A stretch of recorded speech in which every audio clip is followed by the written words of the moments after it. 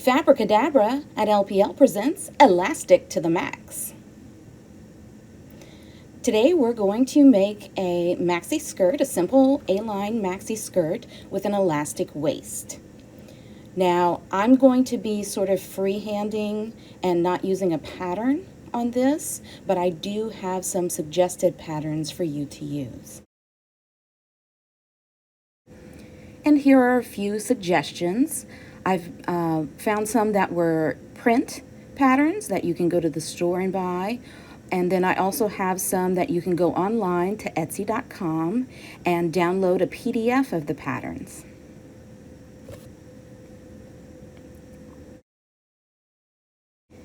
Here are some of the supplies you're going to need. 2 to 3 yards of fabric, depending on your size. And you'll want that in some kind of knit like jersey. In fact, I recommend a mid to lightweight jersey fabric. You're also going to need 1 to 2 yards of elastic. It can be 2 inches wide or 1 inch wide. The width of the elastic band is up to you. You're also going to need a small pair of scissors, some thread, preferably some that matches or coordinates with your fabric, a safety pin, some chalk or a fabric pin, a sewing gauge, measuring tape, pins, a ruler or preferably a yardstick, and a pair of sharp fabric scissors. I always recommend sharp fabric scissors because you really need a pair. If you're going to be sewing, you need a pair that are both sharp and only used for cutting fabric and thread. I'm going to show you how to measure. You're going to have 2 important measurements that you need to do in order to do this project. The first is the waist measurement. Typically you would do this without your shirt on or without your pants on so that you can get the most accurate measurement. I'm going to show you this with my shirt on. Okay, and so where you want to actually take the measurement is where you're going to have the waist of, in this case, the skirt that you're wearing. To take it typically at the narrowest part of your waist, but for people who are heavier like me, we tend to be smaller right up around here, more in our rib cage than anywhere. So if I take that measurement, I'm 43 inches. If I go a little bit lower where I normally wear pants, and you'll notice this is where my belly button is, so that's a good judge. You don't want to measure across your belly button. That is not going to get you your waist measurement unless that's where you actually wear the waist of most of your clothing.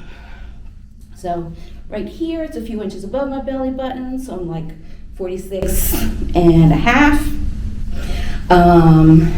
I'm going to actually wear this skirt a little bit higher because I find it more comfortable, but also it looks a little bit better on heavier people, especially if you're really thick in the middle. Okay, so my measurement for this is going to be 45 inches. That's my waist. Okay, the next measurement you want to take is your waist to floor measurement, and so that's starting at wherever it is you're going to wear your waist. So I'm going to leave my finger there as a measure. And then typically you're going to have a second person to help you with this. So you're going to place your tape measure where you measured your waist, starting with the 1, and then you're going to have somebody hold it at the bottom to the ground. Okay? They're going to hold it kind of taut, not super tight, not bending over or anything. You want to stand straight, and then they take the measurement for you. I had this done earlier, and my waist to floor measurement was 38 inches. Now, to turn our measurements into the actual cutting out of the pattern onto the fabric. So if you'll remember, my waist measurement was 45 inches, and my waist to floor measurement is 38 inches. Okay, so we're going to start with the waist, and I'm going to draw a little picture here on the side to kind of show you what that looks like. Okay, so this is my fabric right here, and up here we'll say is the 45 inches for my waist. Okay, and then my waist to floor is actually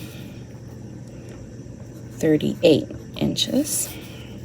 The first thing we're going to do is take our waist, and the waist we need to add about 3 inches to, and that's just to give me a little bit of a gathering, but not too much, because I'm already very large in the waist, so I don't want to add a lot of bulk to that area, so I'm not going to have a lot of gathering. If you would like a lot of gathering, you can certainly add more than the 3 inches. You could probably go up to a good 10 inches. Just remember to adjust your hemline measurement, which we're going to do in a minute. So I'm going to add 3 to the 45, which brings me to 48. Okay, so plus 3 is 48 inches. Okay, and then you always want your hemline for this skirt. It's going to be kind of an A-line, so you want it to be wider than your waist. So typically you would do that by adding at least 13 inches. The more you add to the waist, the more you want to add to the bottom. And you can actually even add more than 13 without adjusting the waist. Keep the waist small, and that'll give you more width at the bottom. So, but for me, I'm just going to add 13. So I have my 48 plus 13, which equals 61 inches. Okay, so I'm going to draw that out here. I'm going to say this is 61 inches.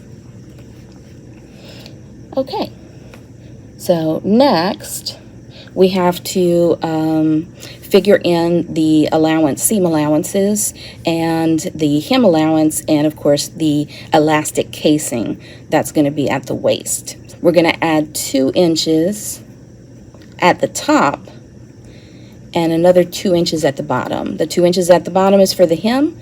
The 2 inches at the top is for the elastic casing at the waist. That comes out to 4 inches. So we're actually going to add, I'll turn my paper, plus 4 to the 38, which gives us 42 inches. Okay, so that's going to be the actual measurement we do on our fabric prior to cutting it out. We want to have that length in of 42 inches.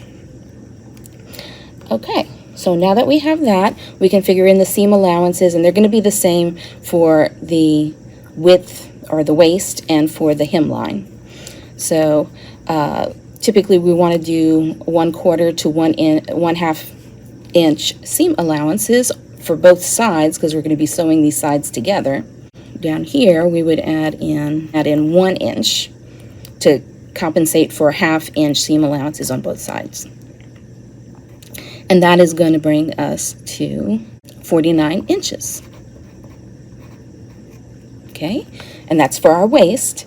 And then for the hemline, it's going to be 61 plus 1, which equals 62 inches. So these are our final numbers that we're going to use for actually cutting out the pattern for the skirt.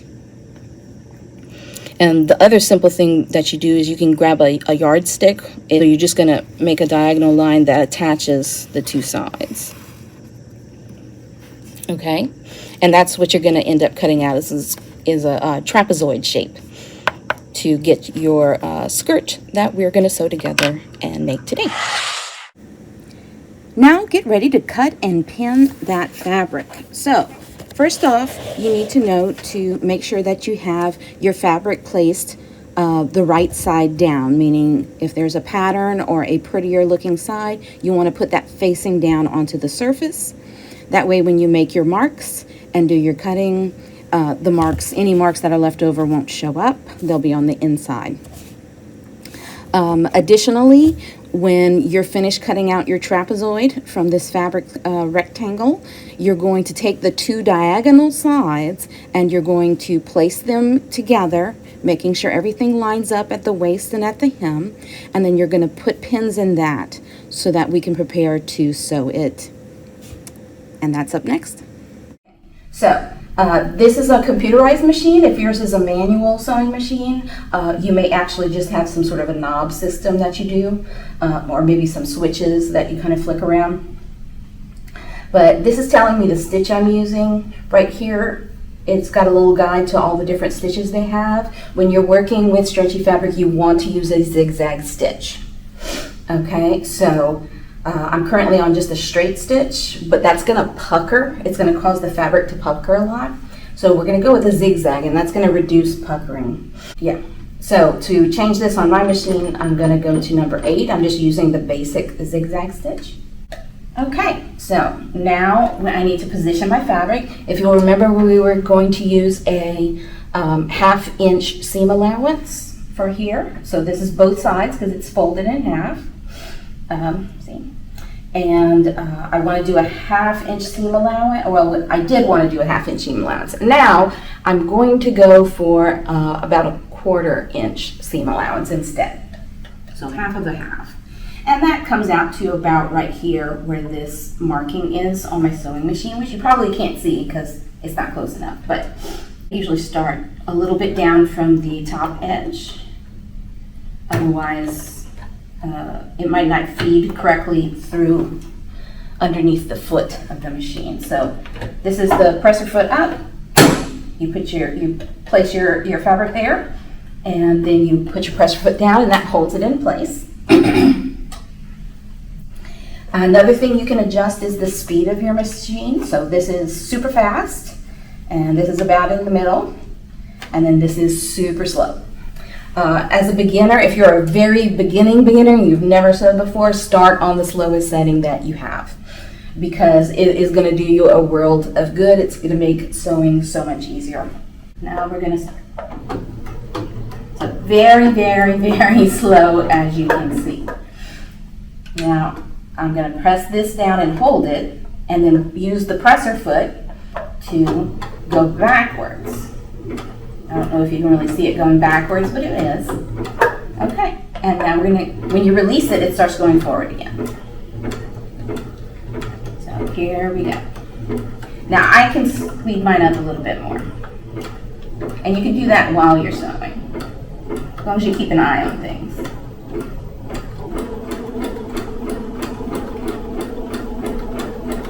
And I'm just using my fingers to help guide the fabric, because it can go off sometimes. You want to stop when you come to your pins, because you really don't want to sew on it. You can actually break your machine doing that. You can definitely break your needle doing that. You can bend your needle doing that, and then your sewing's going to get all kinds of messed up. So never sew over your pins if you can help it. If you happen to do it and it doesn't cause a problem, you just lucked out. So it's always a good idea, especially as a beginner, you want to stop before you take your pin out, because it's hard to guide your fabric and take a pin out and put it in the little pin cushion. So now we got to the back, and we're going to hold this down. That's at the bottom, and we're going to go back a few, and then forward a few. Okay, and there you go. And this is what the zigzag seam looks like.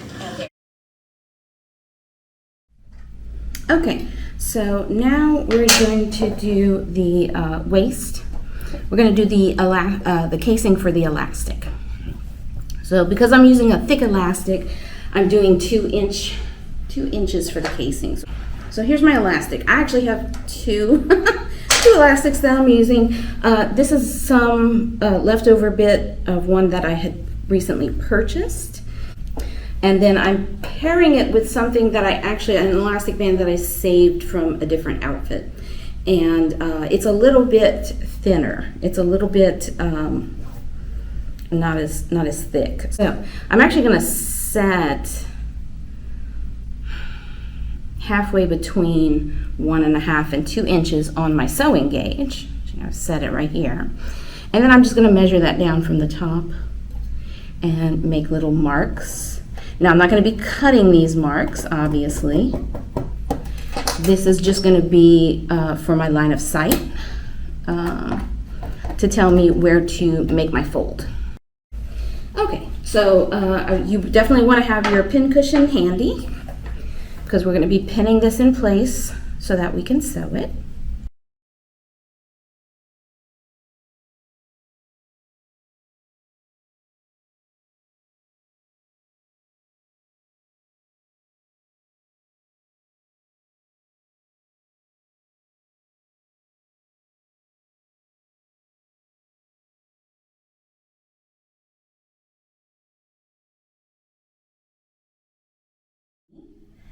Normally I would be using matching thread, so thread that you wouldn't notice, but I'm using black thread so that it shows up better for me to see it on the camera. I'm not sure if it's picking it up on the camera or not, but hopefully so.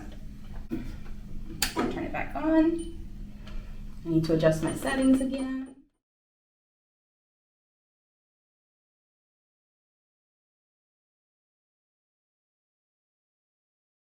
Okay, so I put my 2 elastics together. I made them the same size, and I put them together. I just sewed them. I just kind of overlapped them like this and then sewed them together. So the next thing is to thread this through the casing.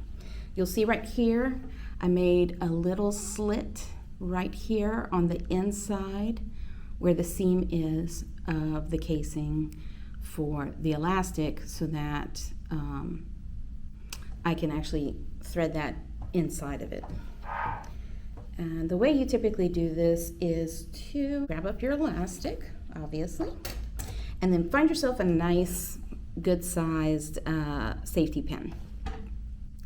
So this is a nice big one. It'll still fit within the casing, but it also gives me something to really grab onto through the fabric, because this is how we're going to move the elastic through the fabric. So all you need to do here is you're going to use the safety pin, which is in here, to pull your elastic through, and you're going to do this all the way around your waist.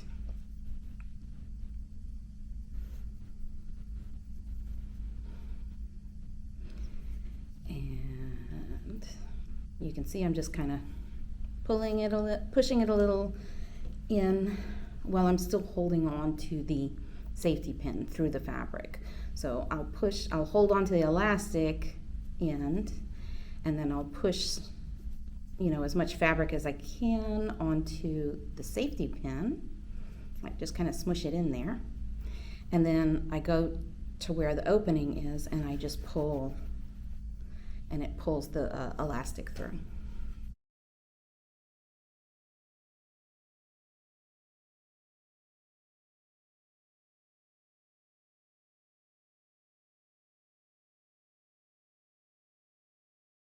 So I'm just going to overlap my 2 elastic pieces, and I think I'm going to sew twice. I'm going to sew here and then over here on this end, and that way it just makes it doubly strong. Hey, I'm back. Okay, so this is the finished waist. I've inserted the elastic into the casing, and even though I had done a little boo-boo, I was supposed to leave a 1 to 1.5 inch gap on the seam for the casing so that I would have a hole to put the elastic through, but I had sewn that up, so I had to cut a little slit up here to feed my elastic through, and then I've just sewn it shut. I didn't take a whole lot of care to make it super neat looking, but it doesn't look too bad. And nobody's going to see this part anyway, so I didn't mind. This is the finished waist of the skirt. I've turned it right side out and placed it over my clothing, which of course is not the normal way of of wearing it, but I wanted to show you that it fits me very well, and so my measurements came out correctly. And here's the bottom of the skirt. It is unfinished, as you can see. Typically when you do a hem, you want to take a lot of measurements from the floor up to make sure that your hemline is straight. We're not going to do that here because it grazes the floor and it's a beginner project and we're using jerseys. So we're simply going to fold up the bottom edge of the hem twice, and then we're going to pin it in place and then sew it. And Fabricadabra, here's the finished skirt. And Doggy Cadabra, here's another finished skirt I have. And that's my dog Art. He's helping. Thanks for watching and happy sewing.